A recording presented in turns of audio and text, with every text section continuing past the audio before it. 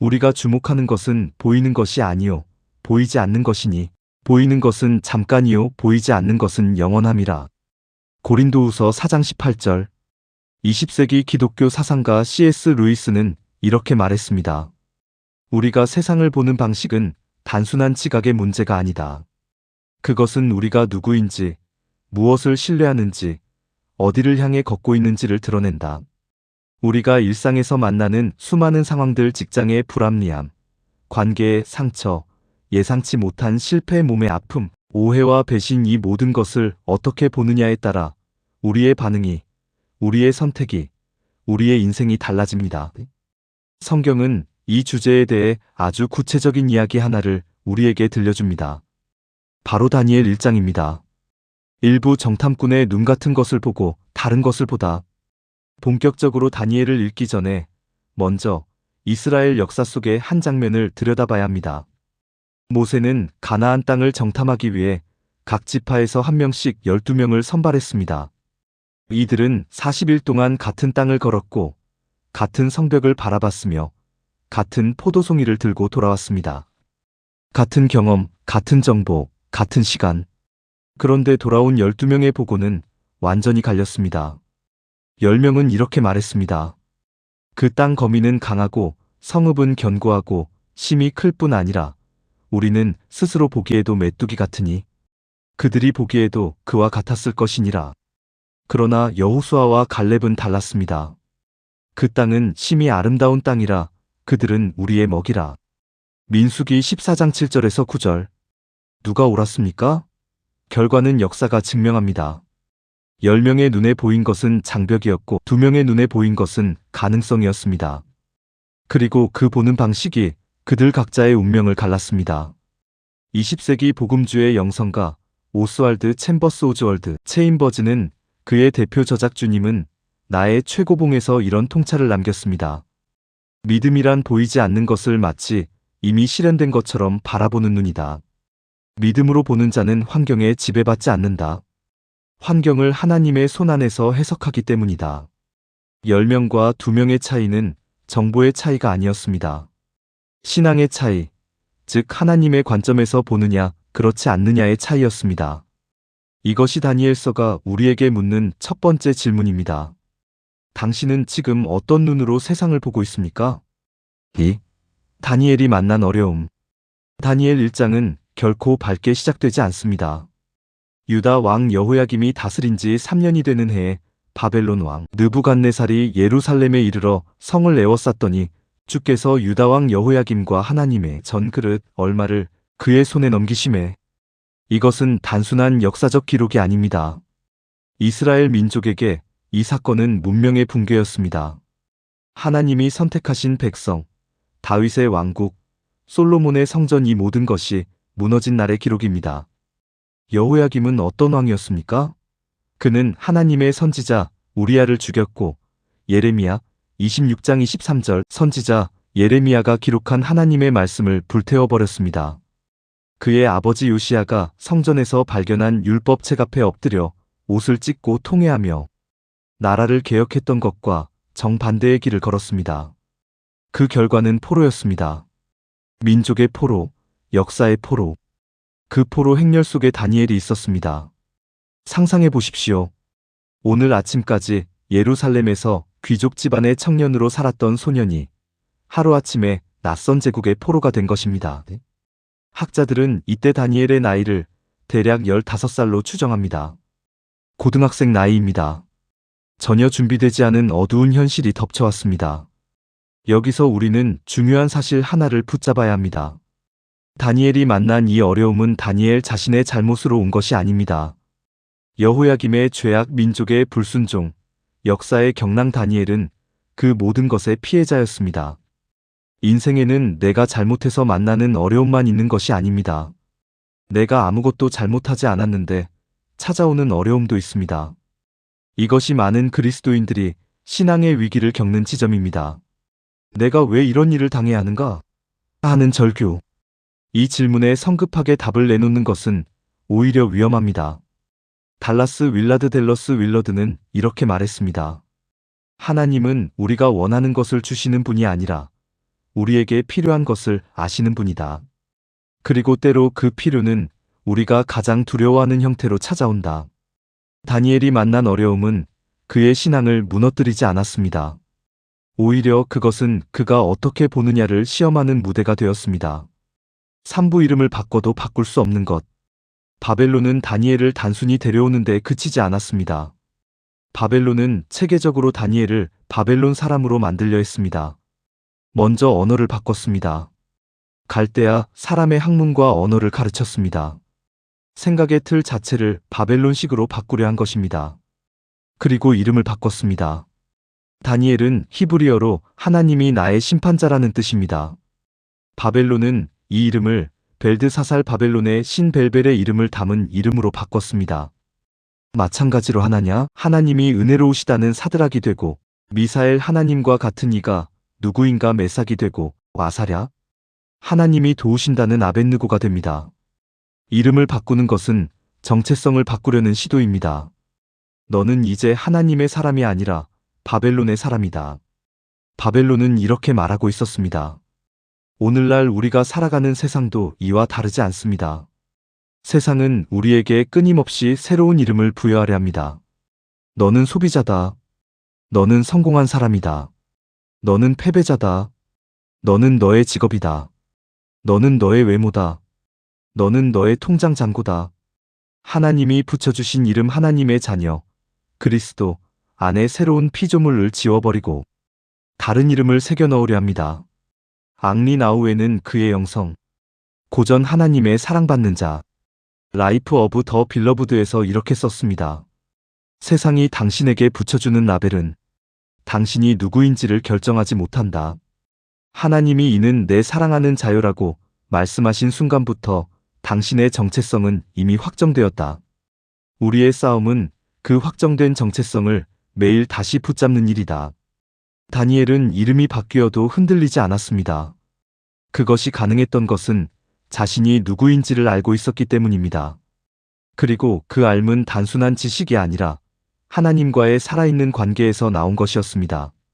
사부 뜻을 정한다는 건 내면의 혁명. 그리고 마침내 사건이 터집니다.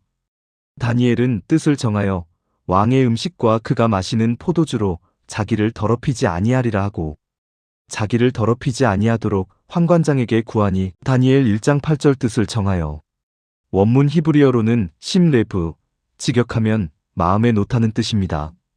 단순한 결심이 아닙니다. 마음의 중심에 무언가를 내려놓는 행위입니다. 하나님을 향한 충성을 자신의 존재의 가장 깊은 곳에 내려놓는 것. 왕의 음식이 왜 문제였을까요? 성경은 설명을 생략하지만 두 가지 이유를 생각할 수 있습니다. 첫째, 레위기의 정결법에 따르면 부정한 동물의 고기는 먹을 수 없었습니다. 둘째, 당시 바벨론에서는 짐승을 잡을 때 우상 신전에 제물로 드리는 관습이 있었습니다.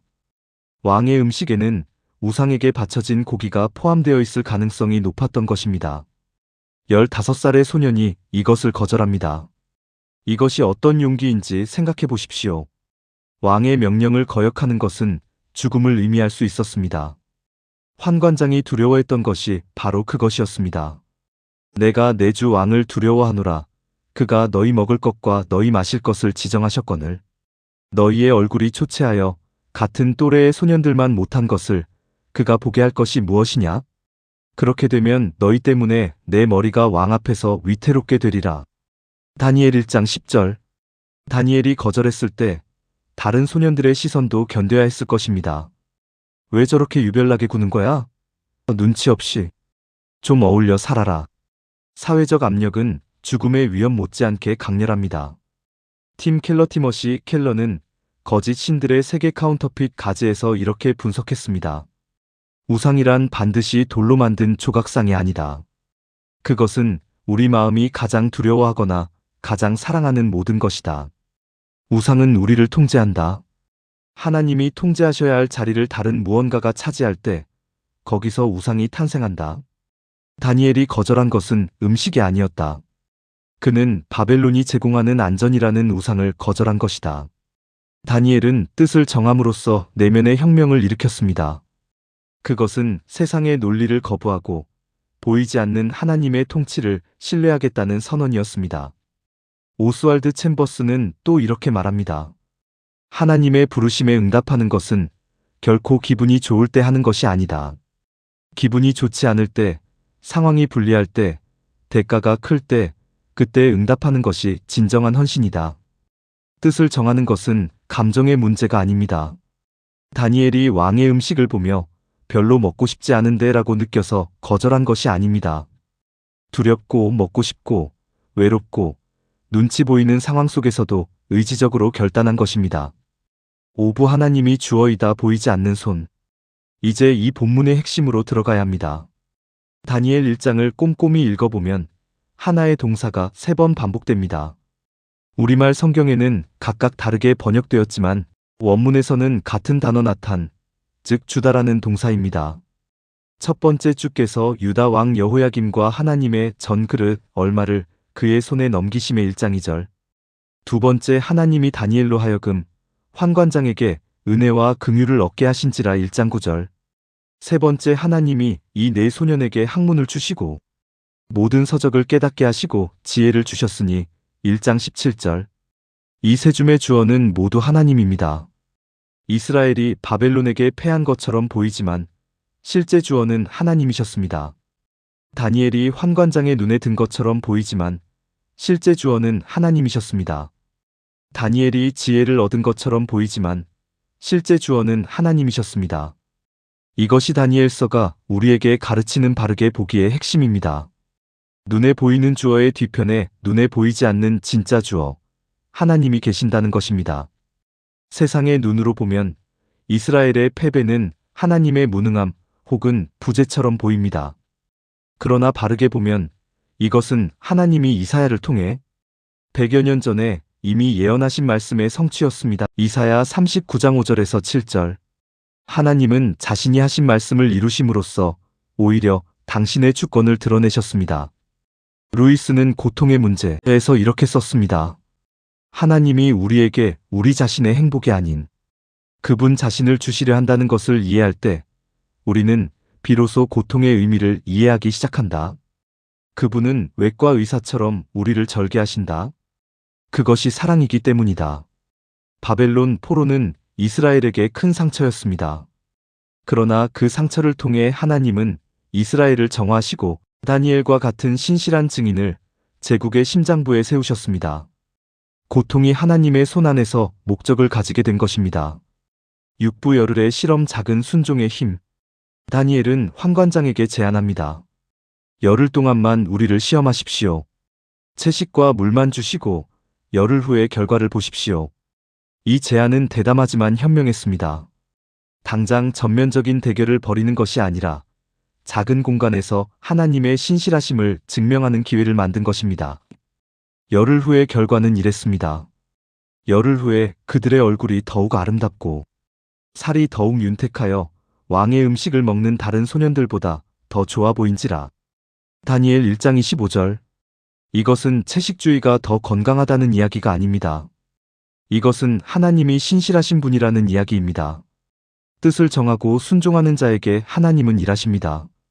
존 파이퍼는 이렇게 말했습니다. 하나님은 우리가 잃어버리는 것에 대한 최고의 보상이시다.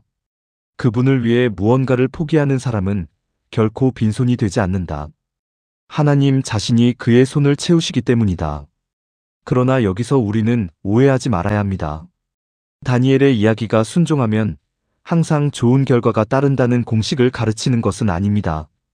성경 안에는 순종했지만 고난을 당한 사람들의 이야기도 가득합니다.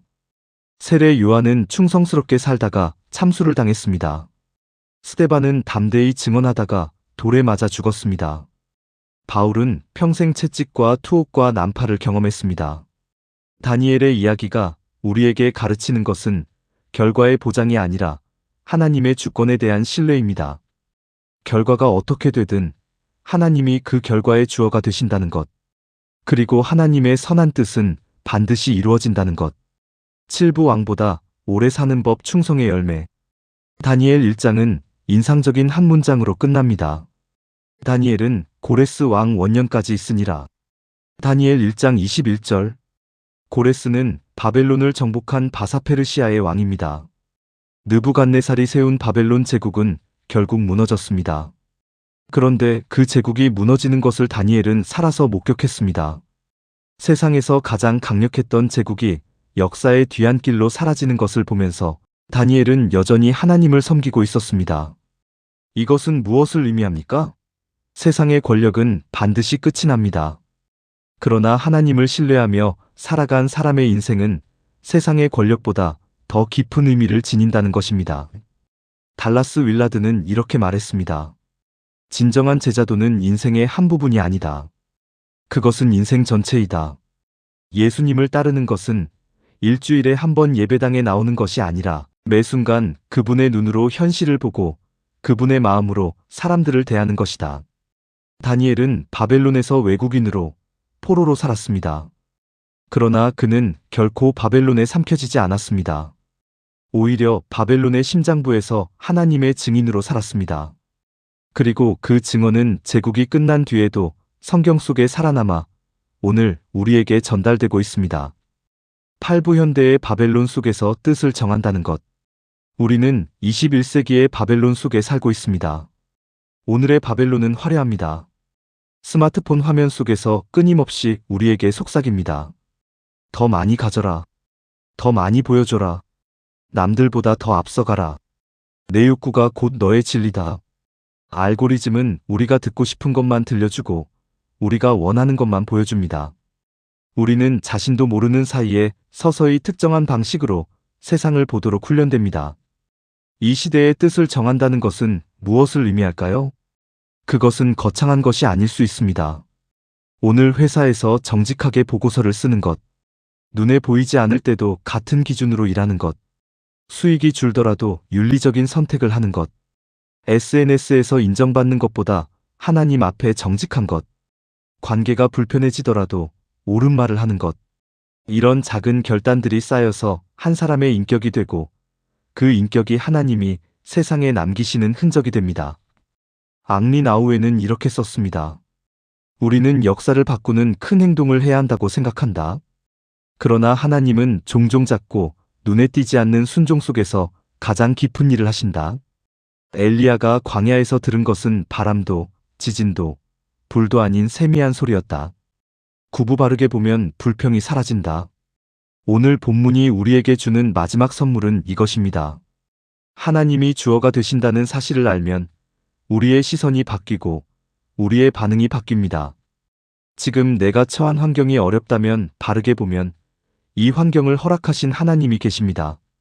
지금 내가 만난 사람이 힘들게 한다면 바르게 보면 이 관계를 통해 무언가를 이루시는 하나님이 계십니다.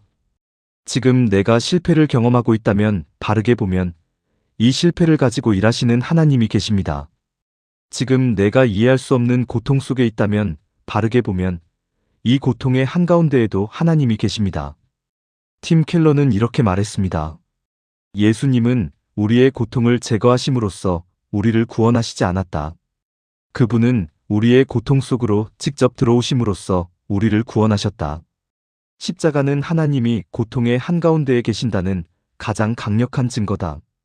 바르게 본다는 것은 낙관주의가 아닙니다. 다 잘 될 거야 라는 막연한 긍정도 아닙니다. 그것은 현실을 직면하되 그 현실의 더 깊은 층에서 일하시는 하나님을 신뢰하는 것입니다. 그래서 불평 대신 질문을 할 수 있게 됩니다. 이 상황을 통해 하나님이 내게 원하시는 것이 무엇일까? 이 어려움에서 내가 배워야 할 것은 무엇일까? 이 환경 속에서 하나님의 뜻을 어떻게 이룰 수 있을까? 이 질문들이 가능해질 때 우리는 다르게 살 수 있습니다. 10부 결론 주님을 바라보면 바르게 보인다.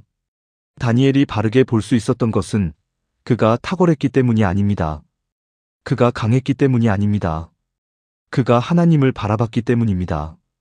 보이지 않지만 일하시는 하나님, 제국의 흥망을 주관하시는 하나님, 포로가 된 소년의 이름을 알고 계신 하나님을 신뢰했기 때문입니다. 루이스는 삶의 마지막 즈음에 이런 글을 남겼습니다. 나는 태양을 믿기 때문에 태양을 보는 것이 아니다. 태양 때문에 모든 것을 볼 수 있기에 태양을 믿는다. 하나님도 마찬가지다. 하나님을 바라보기 때문에 모든 것이 다르게 보이는 것이 아니라 하나님 안에서만 모든 것이 제대로 보인다. 주님을 바라볼 때 우리는 바르게 볼 수 있습니다. 바르게 볼 때 우리는 다르게 생각할 수 있습니다. 다르게 생각할 때 우리는 다르게 살 수 있습니다. 지금 당신이 만난 어려움이 무엇이든 그 어려움의 진짜 주어는 하나님이십니다. 그 하나님은 당신을 향한 선한 계획을 가지고 계십니다.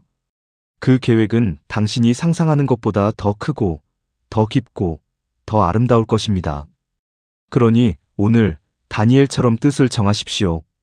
포기해야 할 것을 포기하고 붙잡아야 할 것을 붙잡으십시오. 세상의 눈이 아닌 믿음의 눈으로, 보이는 것이 아닌 보이지 않는 것을 향해 시선을 고정하십시오. 그러면 어두운 바벨론 한가운데에서도 다니엘처럼 빛을 발하는 삶이 가능합니다. 바르게 보면 다르게 살 수 있습니다. 믿음은 바라는 것들의 실상이요, 보이지 않는 것들의 증거니. 히브리서 11장 1절.